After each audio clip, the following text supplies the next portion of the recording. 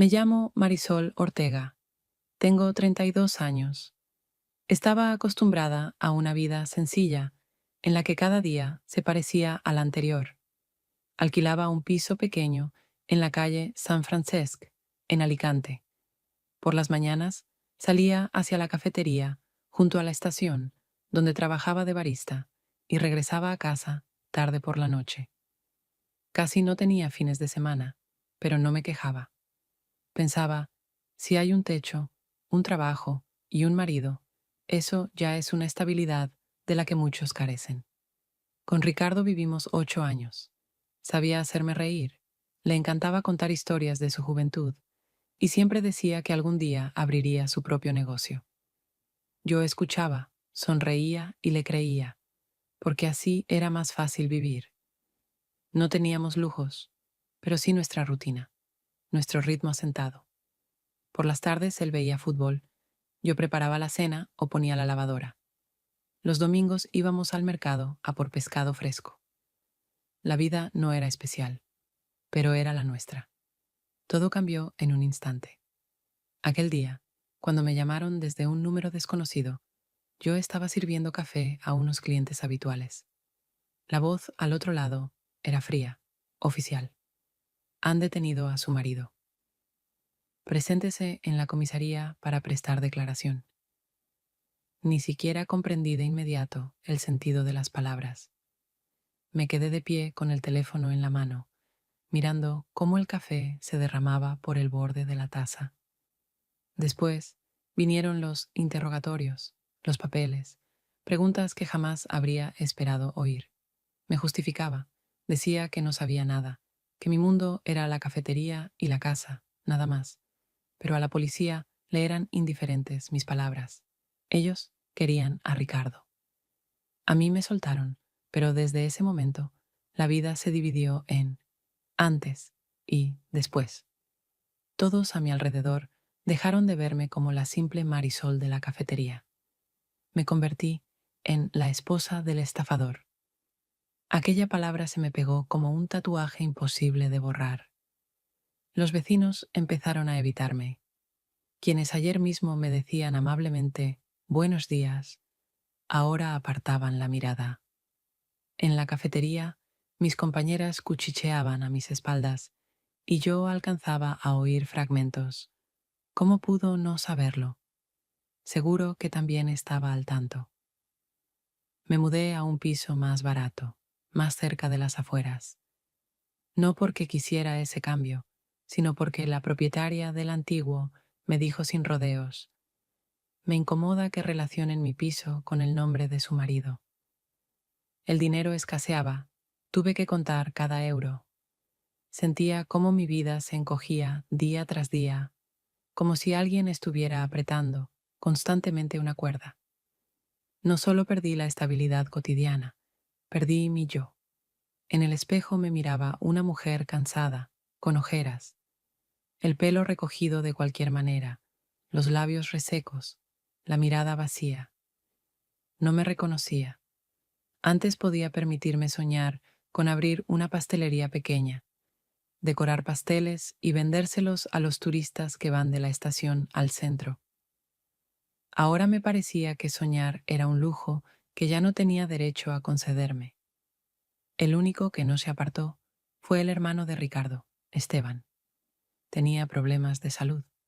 Caminaba con una ligera cojera, pero aún así encontraba fuerzas para venir a verme, llamarme, preguntar si había comido, si tenía dinero en la cuenta. Me traía bolsas con alimentos y decía: «Sé que ahora lo estás pasando mal. No rechaces la ayuda». Y yo no la rechazaba. Su presencia era un consuelo extraño, en un tiempo en que el mundo entero me había dado la espalda. Sin embargo, en esa dependencia de la bondad ajena empezó a gestarse algo peligroso. Aún no lo comprendía del todo, pero sentía como el fino hilo de la confianza y la gratitud iba transformándose poco a poco en otra cosa.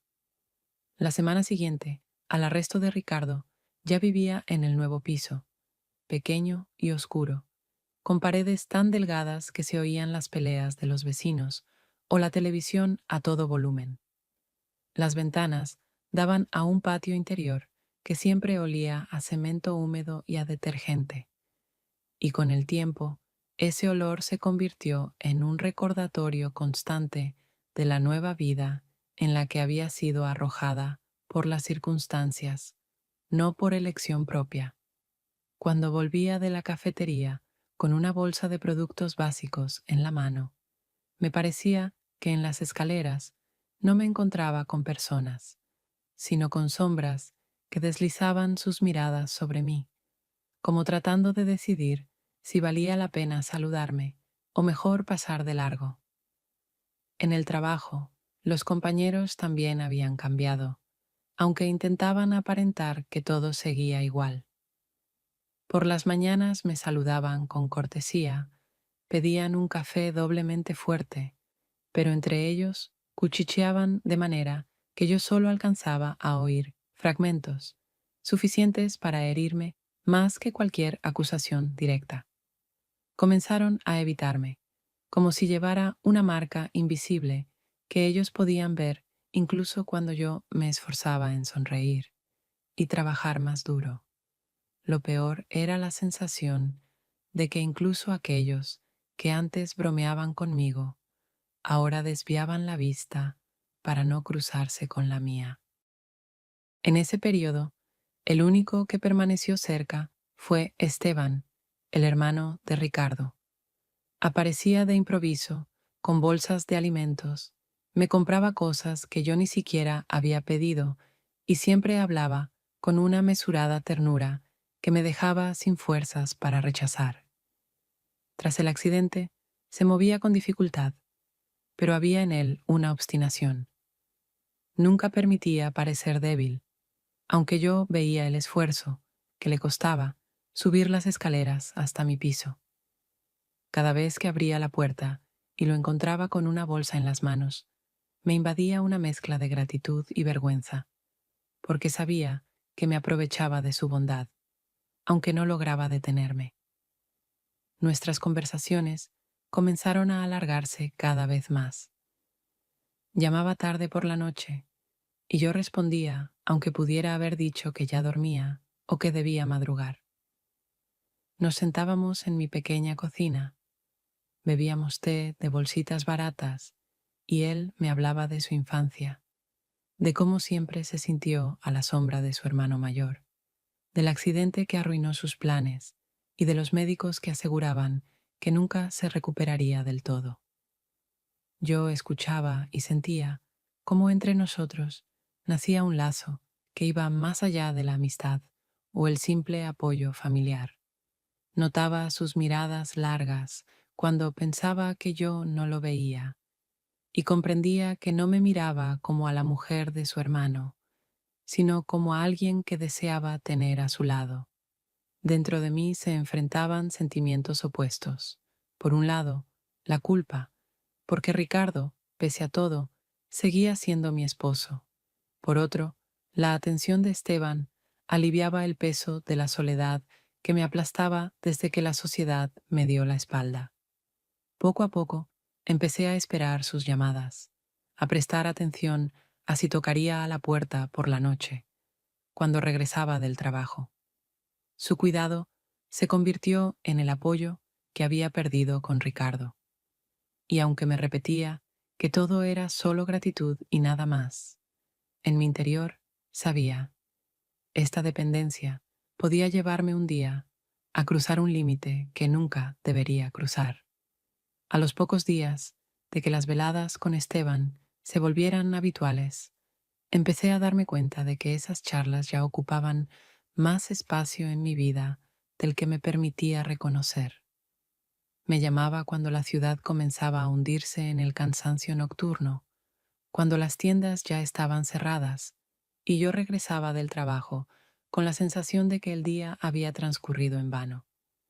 Me quitaba la chaqueta, dejaba el bolso en la silla y sabía, en cualquier momento, sonaría su llamada. Y en ese instante, el pequeño apartamento se volvía un poco más cálido. Al principio hablábamos de trivialidades, de noticias del barrio, de gente que ambos conocíamos desde la infancia, de lo difícil que era vivir con un solo sueldo, teniendo que contar cada euro. Luego, sin darnos cuenta, la conversación se deslizaba hacia recuerdos. Él evocaba su niñez con el hermano. Decía que siempre había estado en su sombra, que era Ricardo quien sabía hacer amigos y reunir gente a su alrededor, mientras que él permanecía aparte, más callado y prudente. Yo escuchaba, y en sus palabras sentía una amargura conocida, porque yo también sabía lo que era pasar inadvertida. Con el tiempo empezamos a compartir no solo recuerdos, sino también lo que dolía. Yo le hablaba de mi sensación de aislamiento, de lo difícil que era soportar las miradas torcidas en la cafetería y de cómo las paredes de casa me oprimían, recordándome que ya no pertenecía a mi antigua vida. Él escuchaba con atención, sin interrumpir, asentía de vez en cuando, como para confirmar que tenía derecho al cansancio, a la rabia, a la desesperanza. En esa aceptación silenciosa encontraba el apoyo que no hallaba en ningún otro sitio. Una noche llegó tarde, cuando yo ya estaba a punto de acostarme. Traía un té que le había recomendado el médico tras la operación, y dijo que solo quería compartir conmigo ese sabor que le ayudaba a calmarse. Lo preparamos en mi diminuta cocina, nos sentamos frente a frente y bebimos a sorbos pequeños. La charla derivó hacia los miedos. Él confesó que desde el accidente lo que más temía era quedarse solo, que a veces su cuerpo le fallaba, y entonces lo invadía la sensación de absoluta indefensión.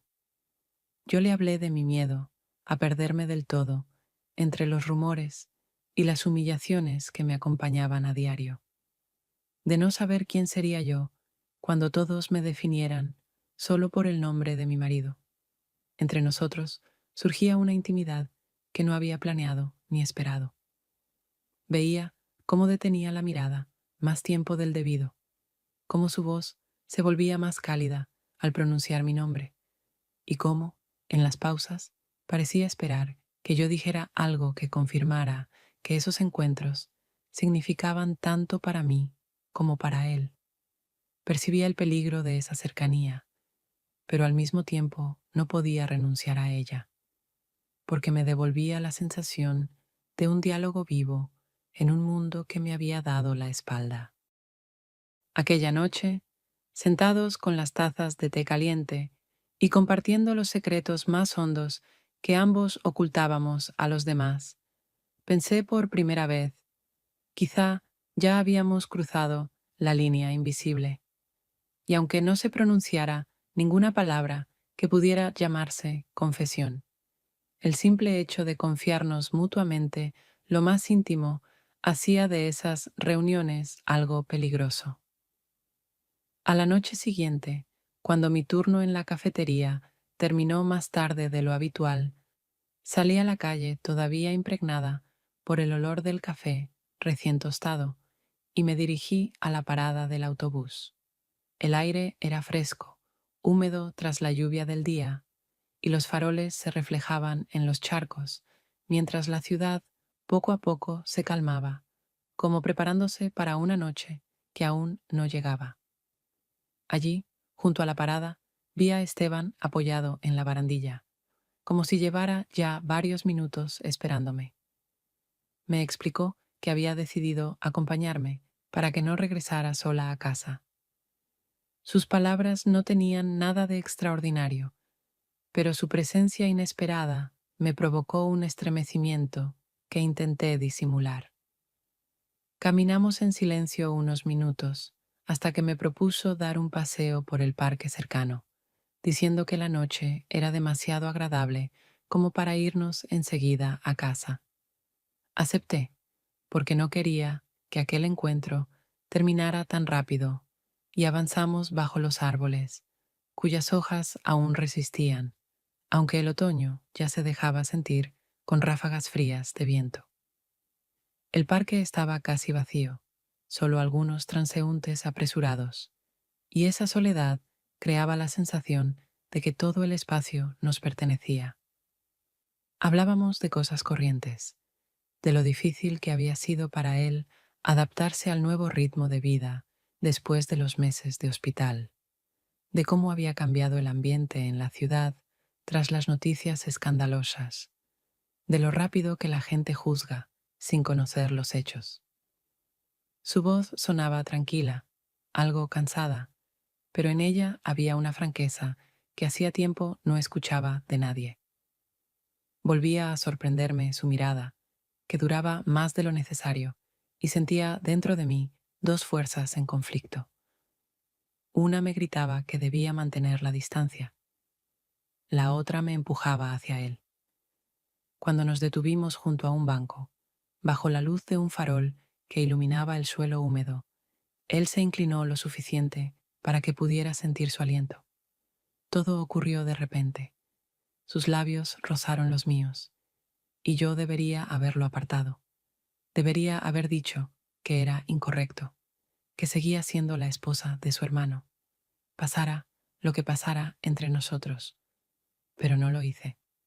En ese instante toda la soledad que me había acompañado durante meses se disolvió, y desaparecieron las reglas que unos minutos antes me parecían inquebrantables.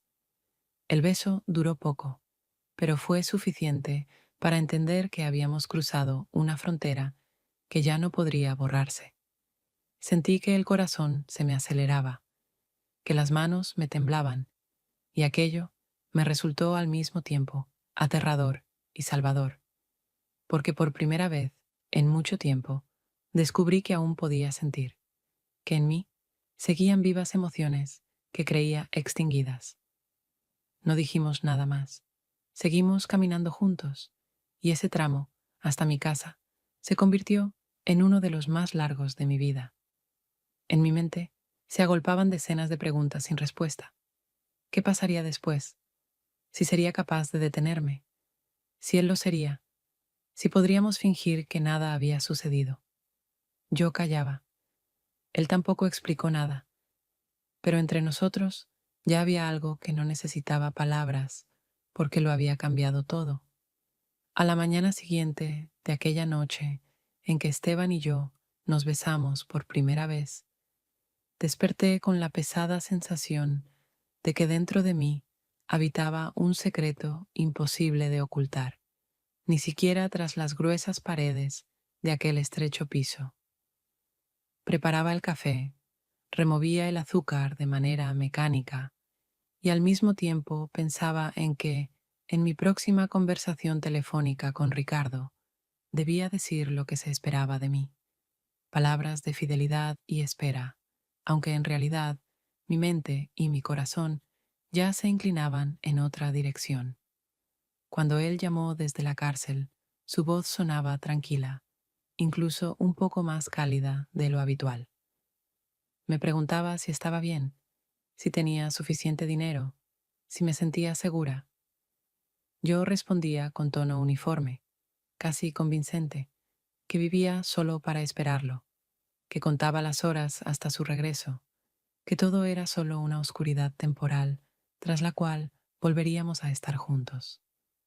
Él escuchaba con atención y parecía creerme, o al menos fingía hacerlo, y yo sentía como cada palabra de mentira caía en mi interior como una piedra más en una mochila ya demasiado cargada. Pero no podía detenerme. Reconocer la verdad significaría destruir lo poco que quedaba de nuestro matrimonio. Después de esas conversaciones, cada vez me veía más con Esteban, no siempre de forma evidente. A veces solo me ayudaba a llevar las compras o pasaba unos minutos para tomar un té, pero esos minutos se transformaban en horas sin que nos diéramos cuenta. Su presencia me daba una extraña sensación de seguridad, una que me faltaba incluso antes del arresto de Ricardo, y esa seguridad se volvió un narcótico imposible de rechazar. De cara a los demás, seguía siendo la esposa fiel que aguardaba a su marido. Esa imagen me ayudaba a conservar un mínimo de respeto en el trabajo y entre los vecinos, porque la sociedad siempre se inclina más a compadecer a la mujer que espera y apoya que a la que busca un nuevo camino. Pero en cuanto me quedaba a solas con Esteban, esa máscara se disolvía y yo me convertía en una mujer que ansiaba la atención y el calor de alguien, aunque estuviera prohibido por el simple hecho de que se trataba del hermano de Ricardo. Comprendía que mi vida se dividía ahora en dos líneas paralelas que nunca deberían cruzarse, pero que en mi realidad ya se habían entrelazado hasta el punto de perder el control. De día hablaba de fidelidad a mi marido y de noche me sentaba junto a su hermano y sentía cómo la tensión crecía entre nosotros, convirtiéndose en una nueva forma de dependencia. Era hipocresía, lo sabía, pero al mismo tiempo era un sostén frágil que me permitía sobrellevar los días llenos de rumores, miradas de reproche y soledad. Con cada jornada me hundía más en esa duplicidad, y cuanto más duraba, menos creía posible detenerme. Porque aun si me atreviera a decir la verdad a uno de los dos, eso significaría destruir por completo aquello que todavía me mantenía a flote, y me quedaría sin nada. Unos días después de que me habituara por completo al ritmo de esa doble vida, de día fingiendo ser la esposa fiel y de noche permitiéndome otra existencia junto a Esteban, todo cambió de golpe por una frase que parecía inofensiva. Aquella jornada, la cafetería estaba llena. Turistas con prisa por llegar a la estación, clientes habituales recogiendo su café de siempre. Yo trabajaba de manera casi mecánica, sin permitirme distracciones, mientras servía una bebida a dos extranjeros que discutían sobre su ruta. Mi compañera Lucía, joven, siempre parlanchina, se inclinó hacia mí y, con la sonrisa con la que solía bromear, me dijo: Marisol, te vi hace poco con Esteban. Se os veía muy bien juntos. Reíais tan fuerte, parecíais enamorados. Lo dijo como si quisiera gastarme una broma, añadir ligereza a la jornada, sin pensar en el peso de sus palabras. Varios clientes rieron al escuchar el comentario, y ella ya había vuelto a su trabajo sin notar cómo mi rostro perdía el color. Intenté responder en el mismo tono, diciendo que simplemente me había ayudado a cargar unas bolsas pesadas, que la risa había sido por una tontería, nada especial. Pero incluso en ese momento sentí que mi voz sonaba demasiado medida y que mi sonrisa era más un escudo que una reacción natural.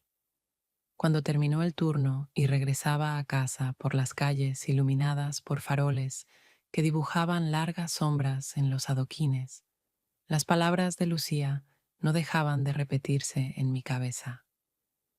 Comprendía que, si ella lo había visto y se había permitido comentarlo, otros también podrían haberlo visto y formado sus propias versiones. Aunque callaran, ese silencio siempre era engañoso. Primero susurros en la cocina o en el patio, y después historias que toman vida propia. Esa perspectiva era lo que más me asustaba, porque sabía que cualquier rumor podía llegar a Ricardo antes de que yo alcanzara a entender que la situación se me escapaba de las manos. Al llegar al piso me quedé mucho rato sentada en la cocina, sin siquiera quitarme el abrigo, mirando las bolsas de comida que había comprado con Esteban días antes. Pensaba en cómo las cosas más simples, que parecían cotidianas, podían transformarse en pruebas de aquello que yo intentaba ocultar. Imaginaba a los vecinos que ya me evitaban, encontrando ahora un nuevo motivo para murmurar, y un frío helado me recorría el pecho. Al día siguiente intenté actuar con normalidad, pero empecé a escuchar cada palabra de mis compañeras, cada mirada dirigida hacia mí. Sentía que todos observaban más de lo que yo quería mostrar, y esa desconfianza se convirtió en un nuevo peso que llevaba encima cada día. Si antes mi doble vida era solo un conflicto interno, ahora comenzaba a salir a la superficie, y entendía que ni las bromas ni las excusas podrían protegerme de esas miradas vigilantes. La frontera invisible entre nuestra vida secreta y el mundo exterior se volvía cada vez más delgada, como una tela estirada hasta romperse. Ese descubrimiento me volvió nerviosa, incluso con los timbres en la puerta, con los encuentros en la escalera, con cualquier frase que insinuara que alguien había visto más de lo debido. Entonces entendí, mi papel doble ya no solo me desgastaba por dentro, sino que también se había convertido en objeto de sospecha para quienes nos miraban desde fuera, y aquel proceso era imparable. En las semanas siguientes, noté cada vez más que empezaba a depender de Esteban para cosas que antes consideraba mi propia responsabilidad, y al principio casi sin darme cuenta. Su ayuda parecía natural, inocente. Él mismo se ofrecía a llevarme después del trabajo o a cargar las bolsas del mercado. Pero poco a poco comencé a pedir más, siempre hallando una justificación que me permitiera no sentirme culpable, al menos en apariencia. Primero, le entregué las facturas de los servicios, excusándome en que habían retrasado mi sueldo. Después, le pedí que arreglara la cerradura de la puerta, porque me daba miedo estar sola por las noches, sin seguridad. Más tarde, incluso le encargaba pequeños recados que bien podía hacer yo misma, pero me resultaba más fácil saber que él estaba allí, y esa facilidad se fue convirtiendo en hábito. Cada vez que accedía, sentía gratitud, pero junto a ella aparecía una sombra de culpa.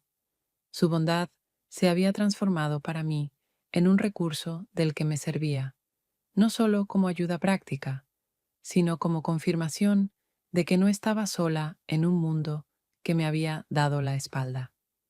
Me repetía que él también necesitaba una meta, que tras el accidente y la larga recuperación buscaba sentirse útil y que de algún modo yo le ofrecía esa oportunidad. Pero, en el fondo, sabía que tras cada petición había un pacto silencioso que los dos comprendíamos, pero nunca nos atrevíamos a enunciar. En mis conversaciones con Ricardo, esa obligación diaria seguía representando el papel de esposa fiel que espera con paciencia su liberación. Le decía que tenía fuerzas, que cada día pensaba en nuestro futuro juntos, recitando esas frases como si fueran un guión aprendido. En esos momentos mi voz era plana, controlada, como si interpretara el papel de otra persona. En cambio, con Esteban mis palabras salían más suaves. La entonación era natural, y esa diferencia me recordaba dolorosamente que mi doble vida se volvía cada vez más evidente, al menos para mí misma. Una tarde, cuando regresó del médico con una bolsa de medicinas y víveres, lo retuve otra vez en la cocina porque no quería quedarme sola. Le pedí que me contara alguna historia de su infancia, y él comenzó a evocar recuerdos triviales que quizá no significarían nada para otro, pero que para mí eran pruebas vivas de que me confiaba cosas que no compartía con nadie más. Yo lo escuchaba, reía con él por anécdotas pasadas, y de pronto comprendí que esos momentos, sentados con una taza de té barato, significaban más para mí que cualquier llamada telefónica con mi esposo. Esa noche me quedé mucho tiempo despierta, mirando la oscuridad e intentando descifrar lo que sentía de verdad. Sabía que aprovechaba su cuidado por comodidad, porque cada favor, cada palabra de apoyo me permitía cerrar los ojos a mi propia debilidad. pero al mismo tiempo ya no podía imaginar renunciar a ello. La culpa se mezclaba con el deseo de volver a tenerlo cerca, y esa mezcla se convirtió en mi veneno diario, que yo misma aceptaba beber. Al fin entendí. Mi doble vida ya no residía solo en las palabras o los papeles que repartía entre dos hombres. Se había infiltrado en mi rutina, en mis hábitos, en mis decisiones. Y cuanto más duraba, menos posibilidades quedaban de salir de ese juego sin pérdidas definitivas. Pasaron apenas unas semanas desde que me acostumbré por completo a la doble vida, que parecía casi controlada, y ese equilibrio se sostenía sobre frágiles convenciones que Esteban y yo cuidábamos con esmero. Pero una noche todo se vino abajo. Oí golpes fuertes en la puerta y sin sospechar nada extraño, abrí. En el umbral estaba Ricardo. Había vuelto mucho antes de lo esperado y aquella sorpresa me dejó paralizada. Llevaba solo una bolsa pequeña con las pertenencias que le devolvieron al salir, y en sus ojos un cansancio que no requería explicación. Su mirada recorrió la habitación de inmediato y se detuvo en objetos que no eran suyos. Una chaqueta sobre el respaldo de una silla, un libro en la estantería, pequeños detalles que Esteban y yo habíamos dejado a la vista, confiados en que aún teníamos tiempo. En ese segundo comprendí que cualquier palabra sería inútil. Todo estaba ya escrito en esas cosas, y Ricardo no necesitaba preguntar para reconstruir la escena. No dijo nada, no hizo un escándalo, solo entró, se sentó a la mesa, y su silencio pesaba más que cualquier acusación porque no dejaba espacio para la negación. Yo, mecánicamente, puse agua a calentar, le ofrecí comida, hablé de banalidades, intentando aparentar que era posible volver a la rutina. Pero cada uno de mis gestos estaba cargado de tensión, y veía cómo él observaba con atención cada movimiento. Dejó sus llaves sobre la mesa y dijo en tono breve que a partir de ahora viviría allí, que necesitaba empezar de cero. Yo solo asentí, aunque dentro de mi cabeza resonaba un pensamiento único. En este piso había demasiadas huellas de otra presencia como para fingir que nada había pasado. Esa noche se acostó en el sofá del salón, explicando que necesitaba tiempo para readaptarse a nuestro espacio. Yo me quedé en mi habitación, acostada, escuchando cada ruido que hacía, tratando de adivinar qué sentía, si era rabia contenida o indiferencia, esa indiferencia que hiere más que cualquier grito. Quise hablar, explicar, justificarme, pero no encontré palabras, porque sabía que sonarían falsas, por mucho que intentara darles forma. A la mañana siguiente, se comportó como si nada hubiera ocurrido. Puso a calentar el agua, me preguntó si tenía planes, mencionó que iría a ver a un conocido que podía ayudarle a encontrar un trabajo temporal. Su voz era pareja, pero dentro de esa calma se percibía un peso, y eso me resultaba insoportable. Esa normalidad fingida dolía más que cualquier reproche abierto. Cada detalle en su comportamiento, cómo arrastraba la silla, cómo miraba un poco más de la cuenta el teléfono sobre la mesa, cómo se le tensaba casi imperceptiblemente la mandíbula, revelaba que veía y entendía mucho más de lo que dejaba traslucir.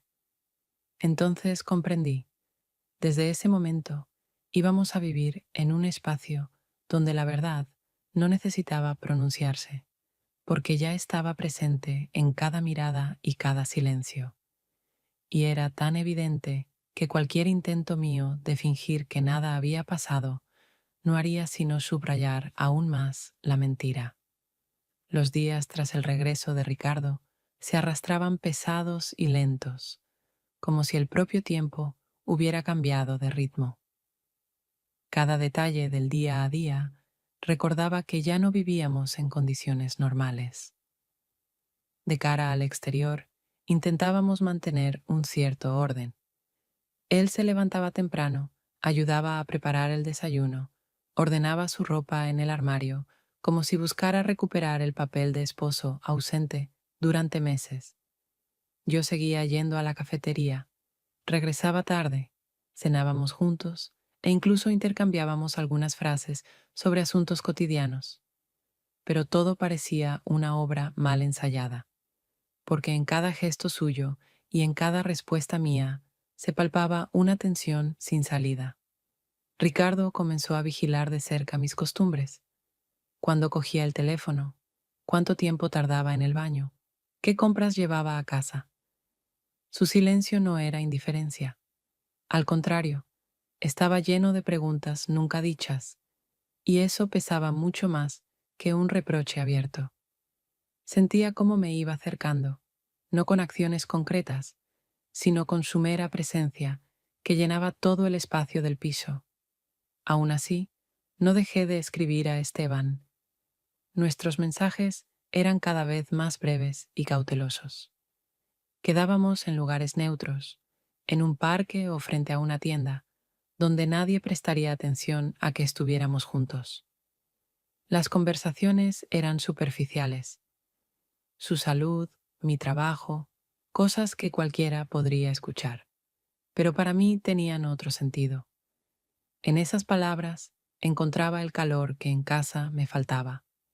Y cada encuentro, aunque fuera de unos minutos, por un lado me salvaba, y por otro añadía una piedra más en el abismo que me separaba de Ricardo. Por las noches nos sentábamos a la mesa de la cocina, y la escena podía parecer normal. Yo cortaba el pan, él llenaba los vasos de agua, cenábamos la misma comida sencilla de siempre. Pero aquella rutina ya no ofrecía consuelo. Se había vuelto el recordatorio constante de que ambos conocíamos la verdad y elegíamos callarla. Cada bocado, cada sorbo, se convertía en símbolo de esa farsa compartida. Veía cómo me observaba, intentando leer en mi rostro, y esa vigilancia silenciosa me desgastaba más que cualquier conflicto abierto. De noche, cuando él dormía en el sofá de la sala, yo permanecía despierta en mi habitación, mirando el techo, sintiendo que vivíamos atrapados en un triángulo. Yo, la esposa que aparenta fidelidad; Esteban, el hombre que me brinda una falsa seguridad; y Ricardo, el que lo percibe todo pero decide callar. Esa frágil calma me dejaba siempre con la sensación de que cualquier gesto podía quebrarla. Con el tiempo, hasta el propio piso empezó a cambiar bajo el peso de la tensión. Las paredes, antes refugio, parecían absorber nuestros miedos y sospechas. Cada objeto era testigo de la doble vida imposible de ocultar. Y cuanto más duraba, más claro comprendía que no había escapatoria. La mentira se había vuelto nuestra nueva realidad, y la única incógnita era quién de los tres sería el primero en no soportar la carga. Una tarde de sábado, cuando Ricardo propuso ir a cenar a casa de unos vecinos, acepté sin mucho entusiasmo, pero pensé que quizás sería una oportunidad para sentir, aunque solo fuera por unas horas, que formábamos parte de una vida normal, con charlas sobre el trabajo, las compras o los planes de fin de semana, y no únicamente sobre sospechas y silencios.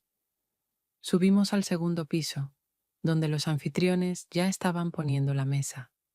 En el aire flotaba el aroma de una paella recién hecha con mariscos, que me recordó aquellos pocos días antes del arresto en que podíamos permitirnos un almuerzo tranquilo en familia. Había varias parejas reunidas, todos conocidos, y al principio el ambiente era realmente ligero. Se hablaba de los precios del mercado, de reparaciones en casa. Algunos bromeaban sobre fútbol, otros contaban anécdotas del trabajo.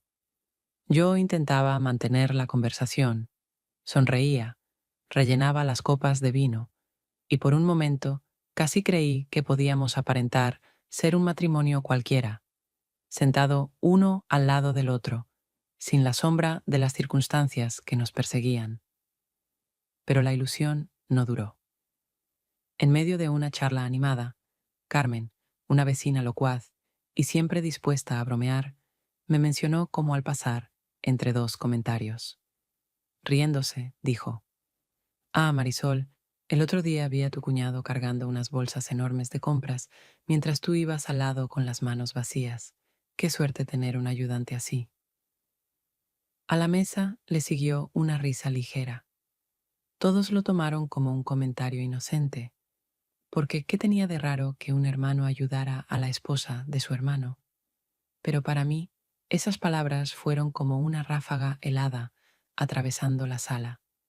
En ellas estaba algo que nadie debía saber ni señalar, porque incluso en la simple constatación de un hecho se escondía una amenaza para el frágil equilibrio que Ricardo y yo intentábamos sostener desde su regreso.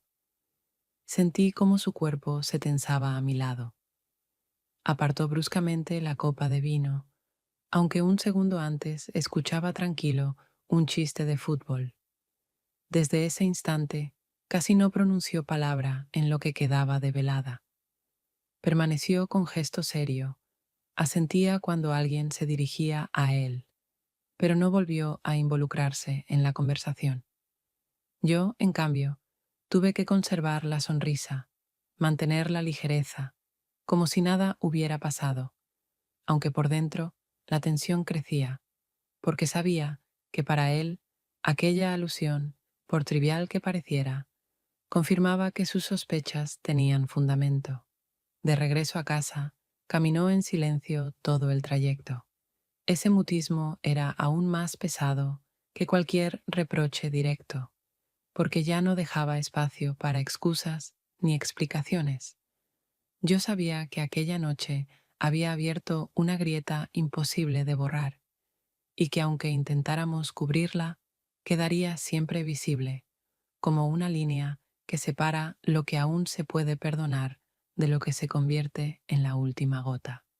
Pasaron varios días después de aquella cena en casa de los vecinos, y la atmósfera en nuestro hogar seguía tan tirante que incluso las tareas más simples, poner el hervidor, doblar la ropa, preparar la cena, se sentían como pasos sobre hielo delgado. Yo salía a trabajar y volvía tarde, sabiendo que en casa me esperaba Ricardo con su silencio denso, y al mismo tiempo me sorprendía pensando en Esteban con mucha más frecuencia de la que quería admitir. Sus llamadas ya no eran tan regulares como antes, pero aún encontraba la forma de enviarme algunos mensajes, y esos pequeños gestos me mantenían a flote, aunque fueran simples preguntas sobre mi salud o recordatorios de que había comprado las medicinas que yo mencioné. Una tarde apareció de improviso. Nos sentamos mucho rato en un banco, cerca de mi edificio, porque no se atrevía a entrar en el piso. Habló con decisión. «Vente conmigo a Málaga. Empezaremos de cero, sin esta carga, sin mentiras, sin el pasado que te consume». Sus palabras no eran un arrebato. Sentí que llevaba tiempo madurando ese plan. Lo miré y comprendí que era una posibilidad real. Dejarlo todo atrás, subirnos a un tren y escapar de la trampa que yo misma había tejido. Pero al mismo tiempo, una ola de miedo me recorría. Sabía que a Málaga no iría como una mujer nueva, sino cargando con toda la culpa y la traición. En esa ciudad no me esperaría la limpieza, porque lo que intento dejar atrás viviría siempre conmigo. Sentía una obligación hacia Ricardo. A fin de cuentas, había sido mi esposo durante 8 años, y aunque nuestro matrimonio se derrumbaba, esos años no podían borrarse como si no hubieran existido. Esteban me miraba con una expresión que parecía poner en mis manos no solo mi destino, sino también el suyo. Yo deseaba decir que sí, aceptar, liberarme, pero en cuanto imaginaba abandonar el piso, la ciudad, mi vida pasada, El miedo me paralizaba. Entendía que si me iba con él, la traición sería definitiva e irreversible, y ya no tendría excusas. Si me quedaba, lo perdía a él, pero mantenía la ilusión de que aún podía enmendar algo. Al final decidí quedarme, aunque incluso en ese instante supe que esa elección no me salvaría de la soledad, sino que solo aplazaba lo inevitable. Él se levantó en silencio, me miró una vez más, como queriendo grabar en su memoria esa imagen, y se marchó. Yo lo observaba alejarse, y comprendí que esta vez se iba para siempre. Y fue entonces cuando entendí. Al quedarme, había perdido a los dos, y mi vida jamás volvería a parecerse a lo que fue. Pasaron algunas semanas desde aquella noche en que rechacé irme con Esteban, y mi vida comenzó a desmoronarse aún más rápido que antes. Ricardo, sin decir nada, desapareció de mi rutina tan repentinamente como había regresado después de su liberación. Una mañana, desperté y vi que sus cosas habían desaparecido del armario, y las llaves que solía dejar sobre la mesa ya no estaban. No dejó una nota, no llamó, no explicó su partida, pero no hacían falta palabras para entenderlo. Había decidido poner fin a aquel absurdo juego en el que ambos vivíamos y marcharse por su propio camino, dejándome con el peso de mi decisión. Esteban tampoco volvió a buscarme. Después de nuestra última conversación, no intentó verme ni llamarme. Varias veces quise escribirle, pero borraba los mensajes antes de enviarlos, consciente de que ya no tenía derecho a esas palabras. Él me había ofrecido una salida, un plan, y yo lo rechacé por miedo. Ese tren ya se había marchado. Me quedé sola en mi pequeño apartamento, que ahora parecía más estrecho que nunca. La cocina, donde tantas veces compartimos té y confidencias, era puro vacío conmigo como única ocupante. La sala, donde Ricardo dormía en el sofá, me recordaba que incluso su silencio había desaparecido, y esa ausencia resultaba más dolorosa que su mutismo. Al mirarme en el espejo, veía a una mujer agotada, de ojos opacos, y comprendía que la mayor traición no la había cometido contra Ricardo, ni contra Esteban, sino contra mí misma. Me permití vivir en una mentira que al principio parecía un refugio, porque me daba la ilusión de apoyo y protección, pero que al final se convirtió en una trampa que me arrebató tanto el pasado como el futuro. Traicioné mis propios principios cada día en que ocultaba la verdad, en que buscaba conveniencia en la bondad ajena, en que pronunciaba palabras que no debía pronunciar. Y ahora el castigo era claro. Me quedaba sola en un mundo que ya no me quería. Por las noches volvía de la cafetería con una simple bolsa de compras en la mano, y en la escalera me encontraba con las miradas indiferentes o sospechosas de los vecinos. Sentía que todo se había cerrado en un círculo. Al principio me había visto aislada tras el arresto de Ricardo. Luego busqué un refugio fugaz en la cercanía de su hermano, y al final regresaba a la misma soledad, pero con un peso doble, porque ahora sabía que había perdido no solo a los demás, sino también a mí misma. La soledad se convirtió en mi única compañera, y fue en ella donde por primera vez admití que ningún pretexto borraría lo que hice. Perdí a ambos hombres, la confianza de quienes me rodeaban, pero lo peor fue haber perdido mi propio sentido de dignidad. Y así, sentada en la cocina oscura, mientras el reloj marcaba el tiempo de mi nueva realidad, comprendí, esa era la verdadera condena por todas mis decisiones.